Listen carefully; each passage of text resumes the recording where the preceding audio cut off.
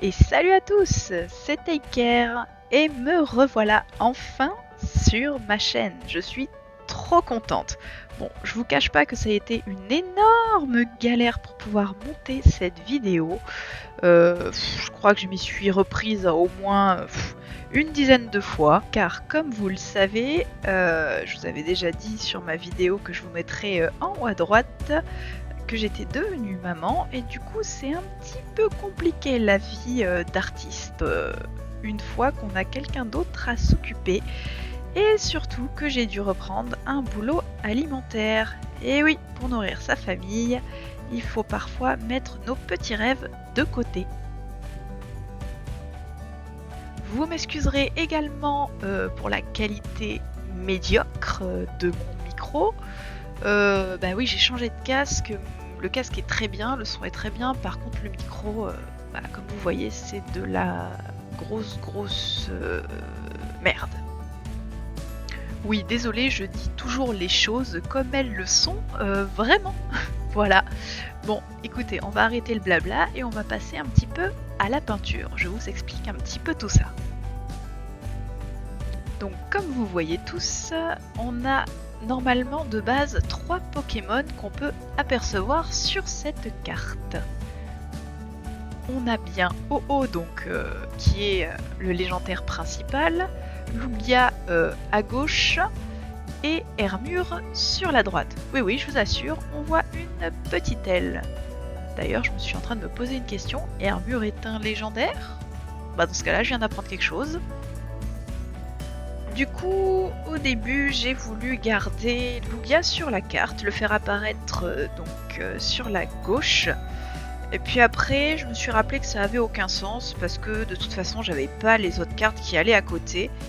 Et que de plus, c'est une commande, donc je ne suis pas entre guillemets libre de mes choix. C'est-à-dire que si je veux me faire un kiff, trouver les autres cartes qui vont de part et d'autre, ce sera qu'un kiff et dans tous les cas, il me manquera le Ho-Oh puisqu'elle partira vers son nouveau dresseur. Et puis je me suis dit aussi que pour l'harmonie de la carte, c'était pas dingue. Et vous allez me dire, pourquoi dès le début tu t'es pas dit que ce serait pas forcément une bonne idée? Parce qu'en fait je fonctionne comme ça, et ceux qui me suivent le savent, je ne prépare jamais mes peintures sur carte à l'avance. Je me fais une petite idée entre guillemets 5 minutes avant, et au final je fais tout au fur et à mesure.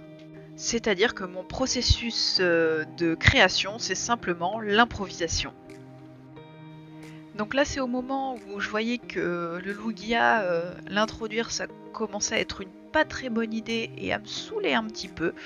Donc j'ai laissé ce côté de la carte un petit peu tranquille pour que ça sèche. Et aussi de me laisser un petit peu le temps de la réflexion. Et j'ai eu l'idée ensuite de transformer ce petit Lugia en nuage.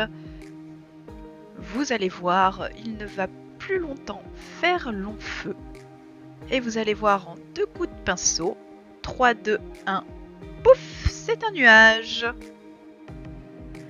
Ensuite, j'ai commencé à faire les plumes de Ho-Oh. Donc comme vous voyez au début, c'est vraiment brouillon, c'est vraiment un gros pâté. C'était histoire de me donner une petite idée de comment j'allais les placer. Et de là, j'ai sorti mon arme ultime, mon petit stylo gel, avec lequel je me suis aidée à tout simplement tracer les petits éléments plus précis, comme les plumes de notre cher petit oiseau légendaire. Et en même temps, le fait d'intervenir comme ça avec un stylo et de dessiner, en fait, ça restait dans l'esprit de la carte qui est, comme vous voyez, plein de traits de stylo noir. Elle est hachurée et j'ai trouvé ça très chouette. Pour ce qui est du temps de réalisation de cette peinture, elle m'a pris, je crois, 1h20 environ. Oui, c'était une petite reprise, hein, et en même temps, elle m'a quand même donné du fil à retordre parce que c'est quand même un style d'illustration assez particulier. Et ce que j'ai bien aimé dans cette carte, c'est qu'on pouvait vraiment rester dans le thème du dessin. J'étais pas forcée d'être réaliste. et du coup je pouvais vraiment laisser un petit peu la trace de mon pinceau. Et surtout vous allez voir à la fin, quand je vais intervenir avec le stylo bic noir, pour rester encore une fois dans l'esprit de la carte, vous allez avoir quelque chose d'assez cartoon, d'assez bande dessinée en fait. Ce qui a été un petit peu aussi entre guillemets compliqué dans cette carte, ça a été forcément, vous voyez, au premier plan, de jouer un petit peu sur la profondeur, parce que comme je vous disais tout à l'heure, c'est pas une peinture réaliste, c'est quand même assez abstrait, et il faut pas croire, mais jouer sur la profondeur uniquement avec la couleur, c'est pas si facile que ça.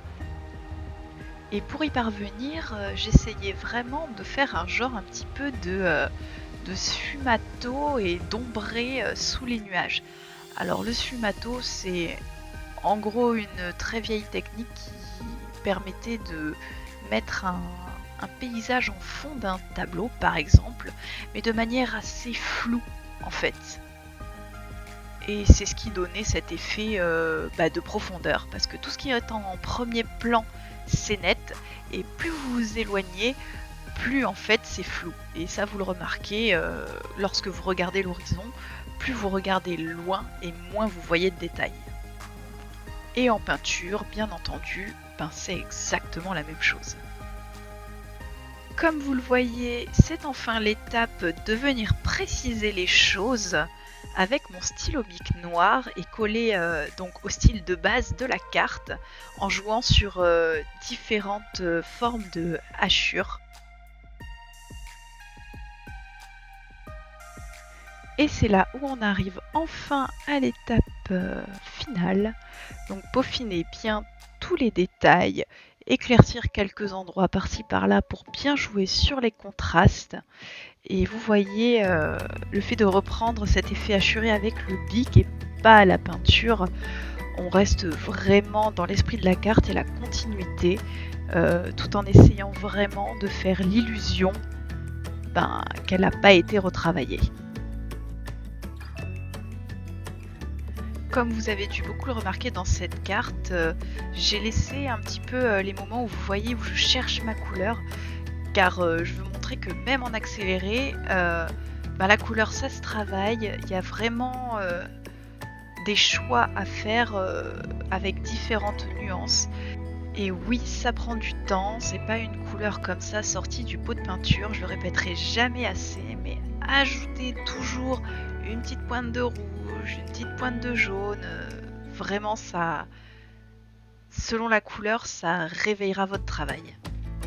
Donc cette vidéo touche à sa fin, j'espère que cette peinture sur carte vous aura plu. Si tu as aimé, n'hésite pas à t'abonner à ma chaîne et à commenter, et bien sûr à mettre ton petit pouce bleu. Je te remercie, à très bientôt, c'était Take Care, bye bye tout le monde.